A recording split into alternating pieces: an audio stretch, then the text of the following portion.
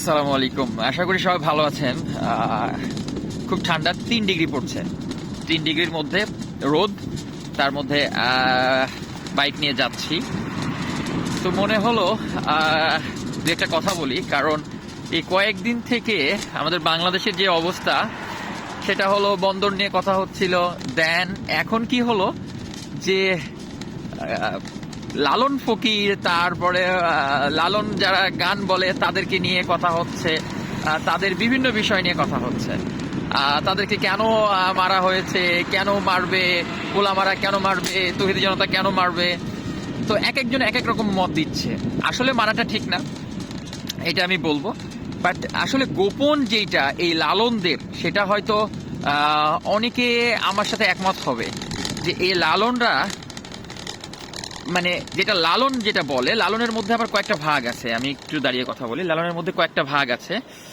যেমন ধরেন, যারা ওই যে বিভিন্ন সময় ইয়েতে যায়, ওই যে কি যেন বলে ওদের ভাষায়, আখড়া, তারপরে সাইজির দরবার, এখানে যাই। এখানে যে আমরা কি দেখি, আমরা কি দেখতে পাই? আমরা দেখতে পাই যে গাঁজা খাওয়ার একটা দৌড় চলছে। কেউ কি বলতে পারবেন যে এই যে যারা এই জায়গাগুলোতে যায়, তারা গাঁজা ছাড়া অন্য কিছু খায়? গাঁজা এত পরিমাণ খায়, প্রশাসনের সামনে এতভাবে বিক্রি হয়, আপনি চিন্তা করতে পারবেন না। তো এদেরকে কিভাবে আপনি বলতে পারেন যে এই সমাজে একটা ভালো দিক তারা করছে? আলেম ওলামাদের কথা বলছেন, তৌহিদি জনতার কথা বলছেন, তাদের কথা কি বলতে পারবেন তারা কোথাও যে মারামারি করেছে, চাঁদাবাজি করেছে, কারো বউকে ধর্ষণ করেছে, কারো এইকে ওই করেছে? কয়জন আছে? বাট আপনি আমাকে চ্যালেঞ্জ করেন, আমি আপনাকে চ্যালেঞ্জ করছি, আমি এতটাই প্র্যাকটিক্যাল। এই লালন বা এই সাইজি বা এই সাইডটা যদি আমাকে চ্যালেঞ্জ করেন, আমি চ্যালেঞ্জ করতে পারবো। এরা গাঁজা খায়, গাঁজা খেয়ে দিয়ে তার পরিবার ছাড়ে, তার সংসার ছাড়ে, তার চারিত্রিক যে প্রবলেমগুলো সেগুলো বের হয়। গোসল করে না, নামাজ তো দূরের কথা, তাদের নামাজ পড়ার কোনো প্রয়োজন হয় না। তাদের ফতোয়া দিবে এমন এমন, যে ফতোয়ার কারণে আপনি মনে করবেন যে পুরো বিশ্ব তার হাতের কাছে।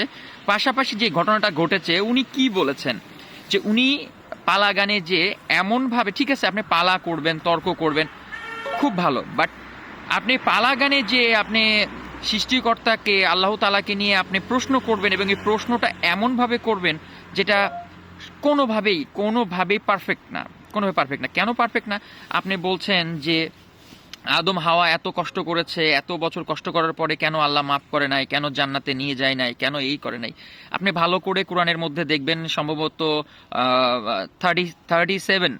37 নাম্বার যেই আয়াত আছে, সেই আয়াতে খুব ভালো করে উল্লেখ করা আছে যে তাদের আল্লাহ তাআলা যেটা বলেছেন সেই হিসাবে সেটা যে চলে, এবং তারা চলেছেও পৃথিবীতে, সেই কারণে আল্লাহ তাআলা মাফ করে দিয়েছেন, এবং মাফ করে যথাযথ সময় তাদেরকে জান্নাতে আবার ফিরিয়ে নিয়ে যাবেন। বাট কখন নিয়ে যাবেন, কিভাবে নিয়ে যাবেন, সেটা উল্লেখ নাই, বাট সেখানে কিন্তু কনফার্ম করা আছে।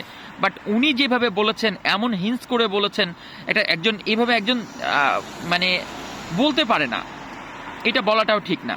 পুলিশ তাকে ধরেছে, তার এই কারণেই কিন্তু ধরাটা।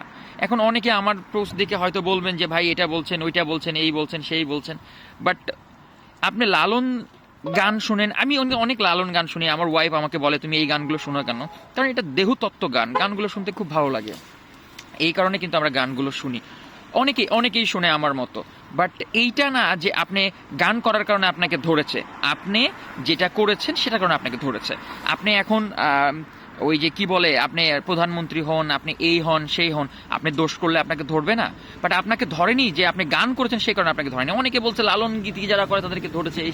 বাট লালন গীতি করতে পারে, গান বলতে পারে, পৃথিবীতে সবাই গান বলে, সবাই গানের জন্য, মনটা ফ্রেশ করার জন্য গান বলে, কেউ গান শোনে তাদের আত্মতৃপ্তির জন্য।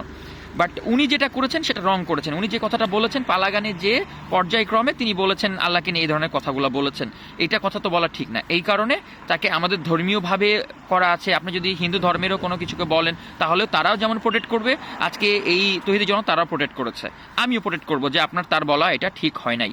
তো যেটা আইনের নিয়ম আছে সেটা বিচার হবে, সেটা যেই হোক, প্রধানমন্ত্রী হোক আর মানে আর কেউ হোক, বিচার হবেই। এইটা হলো কথা। তবে এই যে লালন ফকির, মানে 1 লাখের মধ্যে আপনি সর্বোচ্চ 100 জন খুঁজে পাবেন যারা গান বলে, ঠিক আছে, গান বলে। বাট এদের যে চলাফেরা, সেটা খুবই নোংরামি, খুবই নোংরামি, আমি চ্যালেঞ্জ করে বলতে পারি। আমি এতটাই প্র্যাকটিক্যাল এবং এত কাছ থেকে এদেরকে দেখেছি। এরা গাঁজা, এরা বাড়ি ছাড়া, এদের সংসার ছাড়া, এদের ভবের দুনিয়া ছাড়া আর কিচ্ছু নাই, কোনো কিচ্ছু নাই, শুধুমাত্র এটাই আছে। আপনি কতজনকে দেখবেন, দেখবেন চুল এইরকম রেখে দিয়েছে। এইটা কি ভাই? সমাজ তো আস্তে আস্তে ডেভেলপ হচ্ছে। আর আমাদের দেশ এমন একটা দেশ, সব সময়ের জন্য দেখবেন যে বেকার মানুষরা এতটাই বেশি রাস্তায় দাঁড়ায় যাবে। আমি দীর্ঘ 8 বছর চায়নাতে, আমি কখনোই দেখি নাই একটা মানুষ রাস্তায় দাঁড়িয়ে প্রতিবাদ করছে, কারণ তারা বেকার না, তারা নিজে নিজের কাজ করে, নিজে নিজের সময়ের সাথে তারা চলে। বাট আমরা এতটাই বেকার, এতটাই মানে কি বলবো আর, মানে আমাদের কোনো লেভেলই নাই, আমরা লেভেল ছাড়া পাবলিক, মানে কাজ নাই, ওই যে কাজ নাই খই ভাজ, ঠিক এইরকম একটা অবস্থা। তো আমি আমার পার্সোনাল ওপিনিয়ন থেকে আমি বলবো, যেটা করেছে ঠিক করেছে, যেন ভবিষ্যতে যেন এইরকম কেউ না করে। বাট লালন গীতির জন্য তিনি সাধনা করে, এটার জন্য তাকে এটার জন্য ধরা হয় নাই, তাকে এটার জন্য ভাঙচুর করা হয় নাই। যারা আজকে বলছেন না আপনাদের কাজ নাই ভাই, এই জন্য আপনারা রাস্তায় দাঁড়াচ্ছেন, আপনারা এইভাবে কথা বলছেন, আপনারা নিজের চরকায় তেল দেন, তাহলে বুঝতে পারবেন। তাকে গান বলার জন্য, তাকে মানে অন্য কিছু করার জন্য বলে নাই, ধরে নাই পুলিশ বা ভাঙে নাই। সে যখন একটা মুসলিমের পুরো মানে মুসলিম যে সর্বোচ্চ যেটা বিশ্বাসী আমরা আল্লাহকে, তাকে নিয়ে কুচুক্তি করেছে, এটার জন্যই মূলত তাকে ধরেছে। সো আমার কথা হয়তো অনেকে ডিসএগ্রি করবেন, করতে পারেন, কোনো সমস্যা নাই। আমাকে যদি প্রমাণ চান যে এই যে লালনের যারা চলে তাদের তাদের কার্যক্রম নিয়ে আমি আপনাকে চ্যালেঞ্জ করে বলতে পারি, আমি দিতে পারি। যদি আমাকে চ্যালেঞ্জ করেন আমি আপনাকে দিব। যাই হোক, এগুলো থেকে আমাদেরকে বের হয়ে আসতে হবে, না হলে আমাদের কখনোই কখনোই আমাদের দেশ ডেভেলপ করবে না। যারা ভবিষ্যৎ যারা আছে, যাদের ভবিষ্যতের কথা চিন্তা করে আজকে বাবা মা কষ্ট করছে, তাদের ভবিষ্যৎ কখনোই ভালো হবে না। যদি আমাদের এই যে একটু পরপর আপনি রাস্তায় দাঁড়ায় যাবেন, একটু পরপর আপনি একে একে গালি দিবেন, একটু পরপর আপনি ওই ভবের দুনিয়ায় চলে যাবেন, তাহলে কখনোই হবে না। যাই হোক, সবাই ভালো থাকবেন। যদি ভালো লাগে শেয়ার করবেন, আর যদি খারাপ লাগে অবশ্যই জানাবেন, আমি প্রমাণ দিব আপনাদেরকে যে এই লালনরা কি করে। আল্লাহ হাফেজ।